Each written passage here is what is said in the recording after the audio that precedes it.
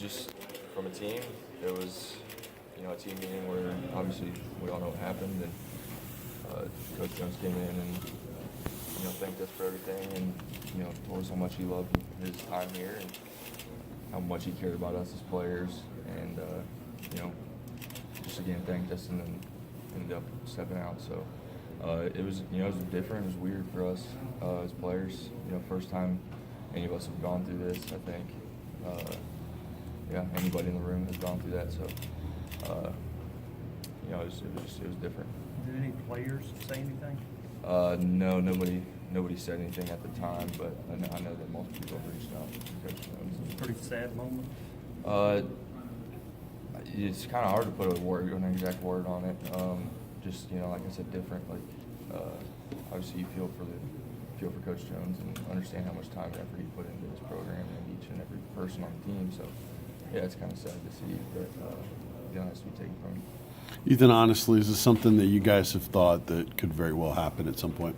We don't think about if our coach is going to get fired or if he's going to leave, or that's just not something that, at least the way that I've always done things, is I wouldn't wrap my mind around that and worry about that, because in the end it's just going to hinder the way you play and the way you prepare and the mindset that you take into everything. So no, I can't say that I've thought, oh, this is going to happen. I didn't anticipate the season turning out like it did, so that wasn't even a thought or question in my mind.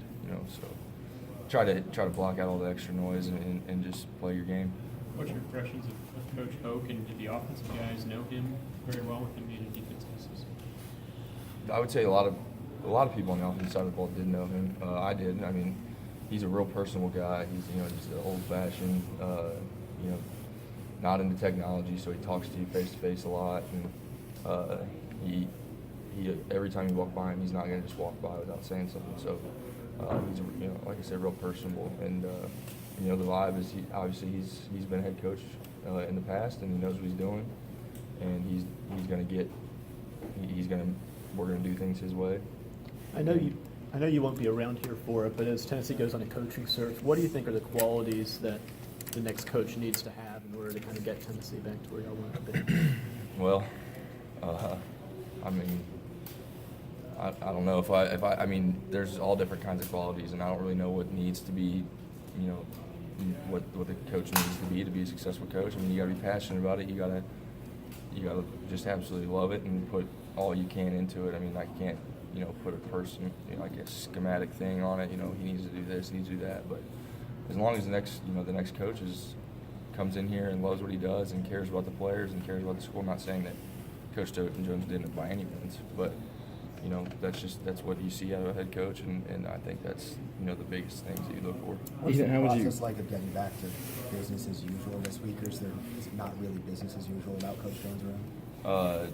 I mean, of course it's business. I mean, this is my senior year. I've got 2 guaranteed games last year at Tennessee, and I feel for everybody on the team as for what's happened, but I can't just sit here and what's happened. I can't control it. It's out of my hands. So the only thing I can control is how hard I prepare for LSU and how hard I play against LSU. So Ethan, you talk about with Brady Hope different than it had been.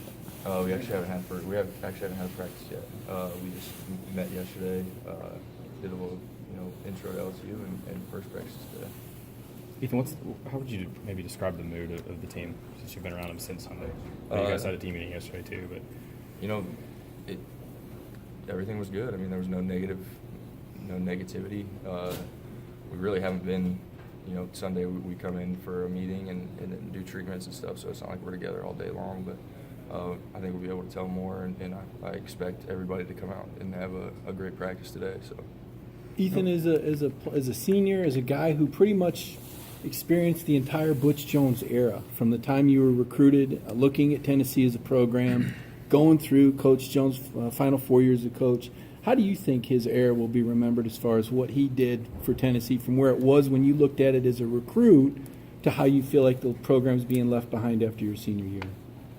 How I would look at it, I mean, I don't know how it's going to be portrayed by everybody else, but the way that I would look at it is, when he came here, Tennessee was not anywhere near where has been in the last, the previous 4 years. So for him to come in, and we still have an opportunity to be the first class to win 4 bowl games in a row, I think, if that's, if I'm not mistaken. So, if we can get that done, I mean, he built that foundation. He brought us back to where we were at.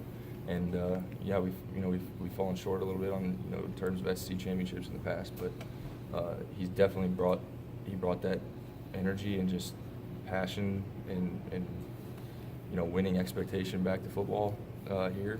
And, he did a great job. That's what I would say. You talked about. I'm sure you guys have seen what's happened to Florida since they made their coaching change. Do you guys use that as a cautionary tale at all? It's like we're not going to be that team. It kind of falls off the map because of this. We don't talk about it, and say, well, we don't want to be like Florida. I mean, people might be thinking, the guys on the team might be thinking that, but in terms of it, I mean, it comes down to playing the game and how bad do you want to win? How bad do you want to go to a bowl game? What do you want your legacy to be leaving here as a senior? I know I surely don't want to leave with the record that if we lose the last 2 games. I mean, that's not what I want to end on. So I would say that's more of the mentality than just not trying to be like. Are you aware that Tennessee and Ohio State are the only 2 programs in the country that never lost 8 games in a year? And is that something that matters to you? I didn't know that, but that's a lot of football teams, and that's definitely I think a cool stat, I'd say, but we don't want to ruin it. So. John Curry and Coach questions. Hoke both said yesterday that these next 2 weeks are about the seniors. Are you taking that same stance? You're just going to play for yourself? No, I'm not going to play for myself. It's for. I mean, that's kind of a tricky question. Yeah, I'm going to play for myself. Not but, just for yourself. Yeah, but I'm not sorry. just for myself. All the other seniors too. We've got quite a few seniors that are playing right now, and then we've got even some guys that that aren't seniors that may, I don't know if anyone's going to leave, obviously, but been declared. But there's some guys that this might be their last football game, these last 2 football games. So to make the most out of those for them, and myself, and then everybody else that's on this team and these coaches is big on our minds for sure. With everything that's Last going on question. this week, and with Jarrett still kind of, coming off of a game that he wasn't able to play and still working past an injury, he's also celebrating a birthday week. Have you guys had the chance to celebrate that and celebrate him this week? Jarrett, you said? Mm-hmm. No, I'm terrible with birthdays and stuff, so I didn't even know that it was his birthday, to be honest with you. But no, I'm sure we will do something for him though. He's a character, and he's always messing around with everyone. So I'm sure we'll get something going for him. This Thanks, senior class everybody. came in with That's such it. expectations. Just how do you That was the feel last one. you'll be Last remembered? question.